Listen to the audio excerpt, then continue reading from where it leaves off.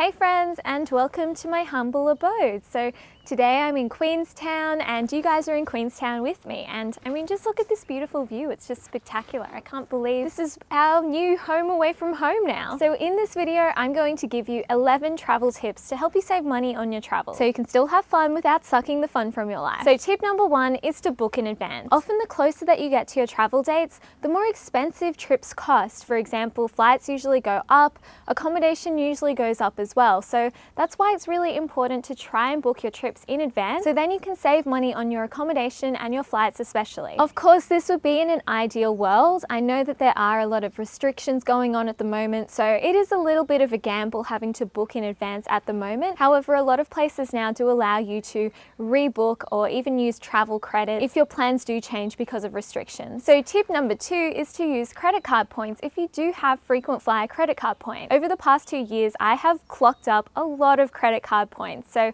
I've been using my credit card points to book flights for my travels. Not only am I saving money on my flights, but I'm actually able to get an even better flight with Qantas because I'm using credit card points. However, if you don't have frequent flyer credit card points, the next thing that you can do is you can use this website called SkyScannerHopper. These websites are absolutely amazing. Basically, you just put in the dates and where you'd like to travel to, and then Skyscanner and Hopper will actually help you compare different flights, and it can actually show you the cheapest flight for you. And you can even set price alerts for the flights that you're looking to buy, because flights just don't stay the same price all the time. They do go up and down, so that's why having price alerts can also help you save quite a bit of money on your flight. The next tip is to smash the like button on this video.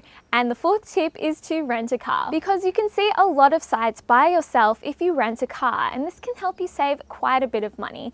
So my boyfriend and I actually went to Uluru a couple of years ago, and we were camping in Uluru. Long story short, it was a pretty interesting trip because unfortunately the week that we went to Uluru there was so much rain, actually the most rainfall that they've had in years, and we were staying in a tent. Most people actually left the campground, but there we were in our tent, pretty much drenched. It was, pretty fun times. But what we did notice in Uluru was it was actually much cheaper to rent a car in Uluru and then go around and do the sites yourself instead of having to pay tour companies to pick you up from the campground and then take you around to different spots to look at Uluru. So we realized this about halfway through our trip, and ever since we realized this, we now book a car pretty much everywhere we go, especially if there isn't amazing transport. For example, here in Queenstown, they don't have amazing public transport, so we rented a car, so now we're able to go to a lot of the sites ourselves instead of having to rely on tour companies, which can cost quite a lot of money, especially if they pick you up from your accommodation. And when you are renting a car, you can also check out Skyscanner to compare how much different car companies cost and find the cheapest car rental company to suit you. So the 5th tip is to use Wise, which used to be called TransferWise, when you are flying internationally and you do need to change your money, because Wise enables you to exchange money into international currencies really quickly and easily, and actually a lot cheaper than if you were to go to a money changer or if you were to go to your bank and exchange money. And even if you were to use your credit card internationally, there still are some foreign exchange fees that would be more expensive than Wise. At least that's definitely what I've noticed over the past couple of years. So if you would like to check out Wise for yourself, I do have an affiliate link down in my description below. So if you sign up with my link, we'll both get some free money. So the next tip is to compare different accommodation options, for example, on Airbnb and also on hotels. I used to think that Airbnb was always cheaper than hotels, but ever since I have been traveling quite a bit lately, I have noticed that sometimes Airbnb isn't actually cheaper than a hotel, and sometimes it can be more expensive, and vice versa. Sometimes hotels are a lot more expensive than Airbnb. So that's why I think it's really important to compare the two different options and see which one is the best and cheapest accommodation for you that actually suits your needs. And this comes back around full circle, back to the first point, which is to book in advance, because usually when you book in advance, you're able to find a lot cheaper accommodation and actually a lot better accommodation as well. So the 7th tip is to negotiate the price of your hotel booking, if it is a hotel booking. Often you'll notice that online you can actually find hotel bookings cheaper than what they advertise them on the hotel website, and you might as well just call up the hotel companies and ask if you can get a better price than what they have online. Most of the time it does work, and even if it doesn't work, you could always negotiate perhaps an extra buffet breakfast or even an upgrade in a room. The 8th tip is to try to cook at home at least a couple of meals, because this can help you save quite a bit of money. Of course, when you are traveling, you do want to enjoy the sights and you do want to eat out every now and again, but when you do make some of your meals at home, this can save you a lot of money over the long term. And then you have more money to sightsee and go to really nice restaurants and cafes. So the 9th tip is that when you are booking activities, it's really good to check online at a few different websites to see if there are the same activities but available for cheaper.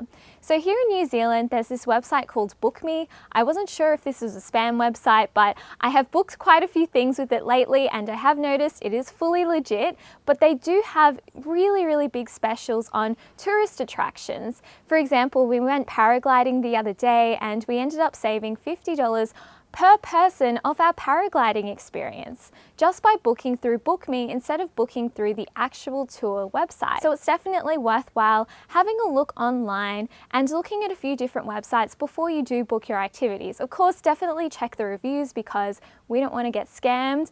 But if you do find a website that is legit and does have the exact same activity for a lot cheaper, this can help you save a lot of money. So if you are traveling to New Zealand or you're ever planning to travel to New Zealand in the future, definitely check out BookMe because it's a really great place to book your activities.